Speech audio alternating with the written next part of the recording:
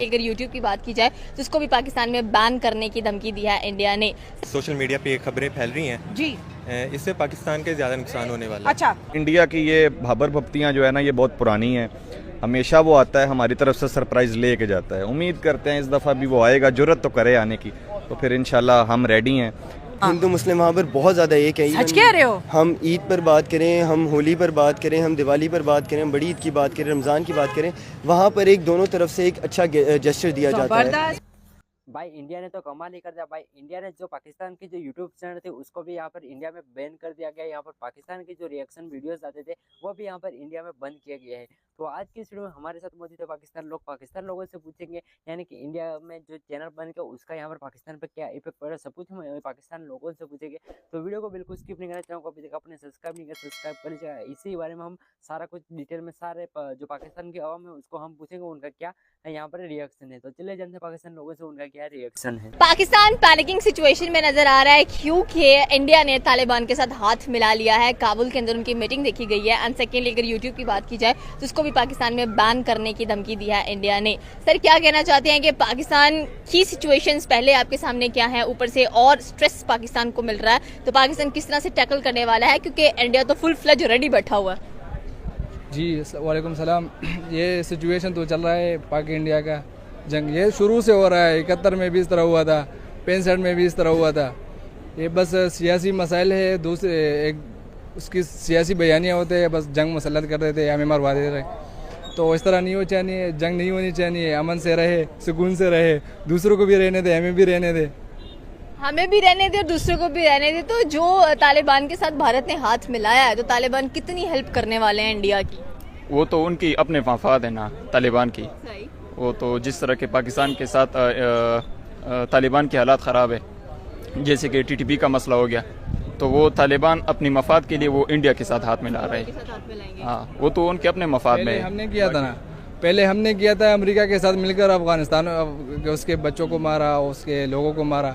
तो अभी हम उससे बदला तो लेंगे, ज़रूर बदला लेंगे, और वो इसमें हक बजाने भी है। लेकिन जंग नहीं होनी चाहिए, जंग किसी की मफाद में नहीं है। चाहे जंग यहाँ हो या पर वहाँ हो, पूरे खुद खित्ते पर उसकी असरात होते हैं, कारोबार ख़राब होती है और माएँ बहनें रुल जाती है। लेकिन ये जंग नहीं होना चाहिए। दोनों कागजी धमकियां दे रहे हैं। हाँ ऐसा ही है, लेकिन जंग नहीं होनी चाहिए। जंग नहीं होनी चाहिए, जंग बिल्कुल भी नहीं होनी चाहिए। सुनने में तो ये है कि इंडिया धमकी पे धमकी दे रहा है और पाकिस्तान तो ऐसे ले रहे हैं जैसे कोई बात ही नहीं है, होने तो जंग। हाँ ना, ट्विटर पे मैं देख रहा हूँ काफ़ी मीम्स चल रहे हैं। कौन सी मीम अभी तक सबसे अच्छी लगी? वो मीम अच्छी लगी, वो तो बंदा बंदूक पकड़ा हुआ है कि मैं आते बस हमको मारते हुए। और दूसरा था कि यूईटी कैंपस दिल्ली कैंपस हमने देखा था, यूनिवर्सिटी में मीम शेयर किया था।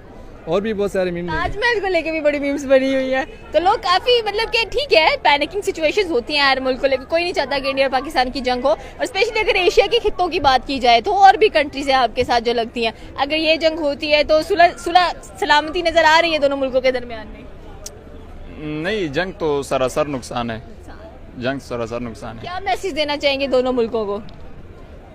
इनको मैसेज देना चाहूँगा कि अपनी तालीम पर फोकस करें, तिजारत पर फोकस करें, अपनी कल्चरल इश्यूज़ पर फोकस करें, गुरबत पर फोकस करें। इतने बंदे खत गुरबत से नीचे ज़िंदगी गुजार रहे, तो डेवलपमेंट पर सोच करें, ना कि जंगी हथियार लेने के लिए। अभी तकरीबन ज़्यादातर हिस्सा हमारे बजट का वो हथियारों की खरीदो फरोख्त में। इंडिया ने 7.2 बिलियन की एक राइफल खरीदी है, उसको क्या फायदा? उससे नुकसान होगा या कोई बेनिफिट होने वाला है? क्योंकि मैस वेपन्स ऑफ डिस्ट्रक्शन हमेशा आपको तबाही की तरफ लेकर जाती हैं। आप अफगानिस्तान को देख लो, आप फलस्तीन को देख लो, आप इसराइल को देख लो, आप ईरान को देख लो, आप सीरिया को देख लो, आप म्यांमार को देख लो, जहाँ जहाँ जंग हुई है वहाँ पर नस्लें तबाह हुई हैं। ये तो बस इंडिया की बिल्कुल जंगी जुनून है।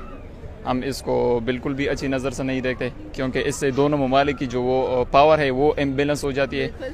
तो फिर इस सूरत में कुछ भी हो सकता है, कुछ भी हो सकता है। ये थी पाकिस्तानी अवाम की राय की। अगर आप लोग बात करें इंडिया पाकिस्तान की रिलेशंस की, तो रिलेशंस अच्छे हो सकते हैं, बस थोड़ा सा मेहनत करने की ज़रूरत है। अगर जंग की बात की जाए तो जंग किसी हल्का कह लें कि किसी भी प्रॉब्लम का सलूशन नज़र नहीं आती। ये एक फुकदान है दोनों हुकूमतों के लिए, दोनों नेशंस के लिए। आपकी क्या राय है नीचे के कमेंट सेक्शन में बता सकते हैं। हमारे चैनल को सब्सक्राइब करना बिल्कुल मत भूलिएगा। तो मिलता है अगली वीडियो में। अल्लाह हाफ़िज़।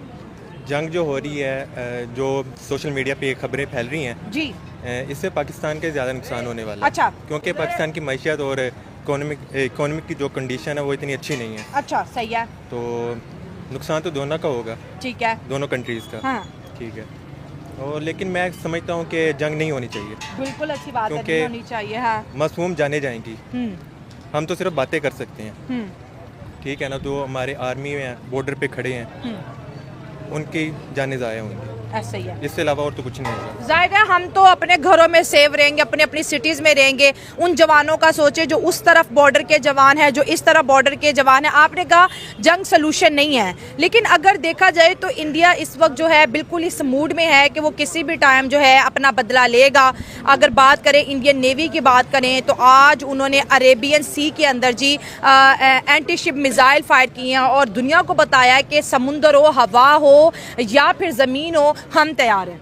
जी, तो मतलब ये सलूशन बनता नहीं है ना, अगर कोई भी मामला हो तो उसे बैठ के सुलझाना चाहिए। अच्छा, आप कह रहे हैं अभी भी इतना वक्त है कि हम बैठ सके? नहीं, जंग तो कंडीशन नहीं है ना, मतलब सलूशन नहीं है किसी भी चीज़ का। ठीक है, आप कह रहे हैं जंग की तरफ नहीं जाना चाहिए। हाँ। मैं तो यही कहूँगा, मेरा मौक़िफ़ यही है। ठीक है, लेकिन जो कश्मीर में हादसा हुआ उसके बारे में क्या कह रहे हैं? वो कह रहे हैं कि ना सिर्फ ये हादसा हुआ बल्कि कश्मीर की जो पूरी टूरिस्ट इंडस्ट्री है, जो जहाँ उनकी टूरिज्म है, वो सारी की सारी अफेक्ट हो रही है। उसका जिम्मेदार कौन? हाँ, उन्हें इन मसाइल को देखना चाहिए। मसला कश्मीर शुरू से ही आता है, तो उन पे बात करनी चाहिए। इंडिया जिसके मर्जी साथ हाथ में ला ले, आपको अपनी आर्मी पे, अपनी कंट्री पे, अपनी गवर्नमेंट पे इतना ट्रस्ट होना चाहिए कि उन्होंने प्रिवेंटिव मेजर्स लिए हैं। ठीक है, दूसरी बात, इंडिया की ये भाबर भप्तियाँ जो है ना, ये बहुत पुरानी हैं। हमेशा वो आता है, हमारी तरफ से सरप्राइज़ ले के जाता है। उम्मीद करते हैं इस दफ़ा भी वो आएगा, जुर्रत तो करे आने की, तो फिर इंशाल्लाह हम रेडी हैं। और सर ये भी चीज़ काफ़ी ज़्यादा वायरल हुई। डेफिनेटली पाक आर्मी खड़ी है बॉर्डर्स के ऊपर, महफूज है पाकिस्तानी, लेकिन उड़ती उड़ती खबरें ये भी दिखाई दे रही हैं कि उन्होंने तो भाई आपके जो जर्नल्स, जो कर्नल्स हैं, वो तो मुल्क छोड़कर भाग गए हैं। उन्होंने अपनी जो कह लें कि वो उनकी जो फैमिलीज़ हैं वो सेफ नज़र आ रही हैं, वो बाहर के मुल्कों में हैं, और बची पाकिस्तानी अवाम तो वो मीम्स बनाने पर लगी है। उनको कहिएगा आए इंशाल्लाह। इस्लामाबाद हाईवे से ही जो है ना वो GHQ का रास्ता जाता है, फिर उनको बताएंगे वहाँ कौन बैठा हुआ और कौन नहीं। उनके बाप हैं सारे यहाँ पे बैठे हुए, वो फिक्र ना करें, लेकिन आएँ। हम उम्मीद करते हैं कि अगर उन्होंने पानी बंद भी किया है तो हम उनको दूध पत्ती ज़रूर पिला के भेजेंगे। दूध पत्ती, डेफिनेटली ये भी बात बहुत की जा रही है कि पानी तो बंद है, तो चाय कैसे बनाई जाएगी? हम जूस पिला देंगे उनको। क्या लगता है आपको कि अफगानिस्तान और इंडिया कहाँ तक जाएंगी और कितनी दोस्ती निभाई जाएगी इन दोनों के दरमियान? क्योंकि क्रिकेट की बात करें तो India is full supporting Afghanistan in cricket, लेकिन अगर पॉलिटिकल इश्यूज की बात की जाए या पॉलिटिकल अवेयरनेस की बात की जाए, पॉलिटिकल दोस्ती की बात की जाए, तो यहाँ पर अफगानिस्तान किस हद तक इंडिया का साथ देने वाला है? देखें, शुरू से सुना तो यही है और हिस्ट्री में भी आज तक यही देखा है कि हमेशा अफ़गानिस्तान ने जो है ना वो एंटी पाकिस्तान रोल प्ले किया है, जैसे भी है। तो आई होप सो, मैं चाहता हूँ कि अफ़गानिस्तान के साथ साथ इंडिया के साथ साथ अफ़गानिस्तान भी आए और हमें खिदमत का मौका दे। वो चाहे हम राखा या चूल्हे के ऊपर आपका वेलकम कर रहे हैं, जल्दी से आ जाएं बस। आपने अफगानिस्तान की बात की है, यहाँ पर फिर एक नया इशू आता है, देश के जो BLA है आपकी, वो तो आपसे कंट्रोल नहीं हो रही है। हमारा रिसेंटली आर्मी चीफ ने एक स्टेटमेंट जारी की थी कि अफ़गानिस्तान पूरा हमारा कुछ नहीं कर सका, तो ये 1500 बंदे भी हमारा कुछ नहीं बिगाड़ सकते। स्टेटमेंट्स डेफिनेटली हमें दोनों मुल्कों की तरफ से नजर आ रही हैं। एंड अभी तक आपको क्या लगता है कि ये जो अटैक हुआ है जम्मू एंड कश्मीर के अंदर, इसकी कितनी सच्चाई अभी तक सामने आई है और किस हद तक कह लें कि जो मामलात हैं वो कंट्रोल होते हुए दिखाई देंगे? हमेशा इंडिया की आदत रही है, जब भी वहाँ पे उनसे गवर्नमेंट नहीं चलती या उनके इलेक्शंस करीब होते हैं तो वो इस तरह की जो हैं वो हरकतें करते हैं। कभी कहीं, आपको याद है पहले इन्होंने पुलवामा अटैक करवा दिया था, अब इन्होंने ये पहलगाम अटैक करवाया। तो ये सब इंडिया पुरानी रिवायती किरदार अपना अदा कर रहा है, वो हमेशा से इसी तरह करता आया है। और अगर थोड़ा सा इसको टेक्निकली यानी कि ज्योग्राफिकली देखा जाए तो आज़ाद कश्मीर से पहलगाम तकरीबन कोई 200 किलोमीटर है। तो फिर इंडिया ये मान लेना कि हमने 200 किलोमीटर अंदर जाके वहाँ कार्रवाई की है, फिर एक्सेप्ट करे। अगर एक्सेप्टेंस हो जाए तो दोनों मुल्क के जो तनाज़ात हैं वो ख़त्म ना हो जाए? देखिए, इंडिया की हमेशा से आदत है, लेकिन मैं इंडिया को सिर्फ इतना कहना चाहता हूँ कि हमने पिछली दफ़ा अभिनंदन वापस कर दिया था, इस दफ़ा फिर टुकड़े ही आएंगे वापस। इतनी बड़ी बात। हाँ जी, देखें ना, मैं बिल्कुल तैयार हूँ, मैंने शॉर्ट्स पहनी है, मैं बॉर्डर पे जा रहा हूँ बस। बॉर्डर पे जा रहे हैं शॉर्ट्स पहन के, हाँ वेलकम करना है ना इंडिया का वहाँ पे। वेलकम कैसे करने वाले हैं हम? वो चाय बन रही है ना घर पे, वो लेके मैं कैटल में जाता हूँ वहाँ पे, तो फिर चाय पिलाएंगे उनको वहाँ। मतलब सर्विंग प्रोसेस चलने वाला है। हाँ जी हाँ जी हाँ जी। या वॉर इस वक्त सच में, ये कुछ लोग मजाक में बात चल रही है, ये मजाक की बात नहीं। जिस तरह से इंडिया इस पूरे एरिया को इस एरिया में काम कर रहा है, जिस तरह से वो डेवलपमेंट करता हुआ दिखाई दे रहा है, जिस तरह से इंडिया के बयान आ रहे हैं, मीडिया सबसे अहम सोर्स है आज कल खबर सुनने का, खबर पहुंचाने का। वो कह रहे हैं कि भाई हम तीनों साइड से तैयार हैं, हम समुंदर की साइड से भी, हवा की साइड से भी, ज़मीन की साइड से भी। और यहाँ पर जो हमें अपनी मीडिया से सुनने को मिल रहा है कि भाई हम भी तैयार हैं, तो सर हमें तो इस चीज़ का डर है क्योंकि ये वो कंट्रीज़ हैं जो ऑलरेडी जंगी हालत में रह चुके हैं। अब इस कंडीशन में अगर वॉर होती है फिर से कश्मीर के नाम पर, तो आपका स्टांस क्या होगा? देखिए, पहली बात तो ये इन टर्म्स ऑफ वॉर बहुत मुश्किल है कि कोई वॉर होगी। हमने अच्छा। सिमिलर सिचुएशंस 2019 में देखी थी जब अभिनंदन आया था, LOC ब्रीच हुई थी, और सिमिलर सिचुएशंस 48 घंटे बहुत ज़रूरी है। शाह महमूद कुरैशी साहब का ऑर्डर भी आया था, मगर in the end it wasn't even worth it, कुछ हुआ भी नहीं था। Basically it is simply a plan for Narendra Modi. Indian economy जो है बहुत ज़्यादा डाउनफॉल कर रही थी। इंडियन वुमेंस के लिए जितना अनसेफ माहौल बन रहा था पिछले दिनों में, government was critically being criticised. तो उस सिस्टम के अंदर फिर एक बेसिकली उसको चाहिए था माइंड डाइवर्ट करने के लिए अवाम का। और हम पाकिस्तान में भी देखते हैं, हम इंडिया में भी देखते हैं, पॉलिटिशियंस के लिए एक बहुत ट्रम्प कार्ड होता है, अपनी अवाम को डाइवर्ट करते हैं पैट्रियटिज्म के नाम पे। तो it was simply a move मेरी नज़र में। I don't think it is worth it. जहाँ तक कश्मीर की बात है, शिमला मुआहिदा UNO के अंडर हुआ है, और अगर कुछ होता भी है तो UNO बीच में आएगा। In the end Kashmir would be a simply another country जो कुछ अर्सा डॉलर के ऊपर चलेगा, उसके बाद UNO उसको सेपरेट कंट्री कर देगा। It won't be even worth it. तो ये बस कुछ अरसे का ड्रामा है मेरी नज़र में, महीना 2 महीना। आप ये सोचो कि वॉर वाली सिचुएशन नहीं है। वॉर वाली सिचुएशन बहुत ये hard जो स्टेटमेंट्स आ रही है, जैसे आप कह रहे हैं कोई स्ट्राइक हो जाएगी, काउंटर स्ट्राइक हमने पहले भी देखा था। अभिनंदन को उन्होंने भेजा था, हमने भी LOC ब्रीच की थी। नो डाउट होता है दोनों तरफ से, मगर इन दी एंड दोनों तरफ से होता है। जब वन साइड करती है तो दूसरी साइड भी परफॉर्म करती है, डेफिनेटली होता है। हम दोनों कंट्रीज इस वक्त ना इकोनॉमिकली इतने रेडी हैं, ना हम अपेरेंटली देखिए सर, अगर आपने बोला सबसे अहम चीज़, देखिए वॉर का ताल्लुक इकोनॉमी से है, मानते हैं।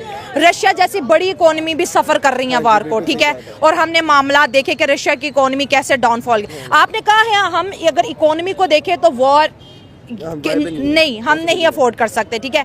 इंडिया की अगर आप पॉलिसीज देखें तो वो कह रहे हैं कि हमारे सारा का सारा टारगेट अपनी इकोनॉमी को ग्रो करना। और मोदी साहब रशिया यूक्रेन को भी संभाल, पुतिन को बोल चुके हैं कि पुतिन ये इरा वॉर का नहीं है।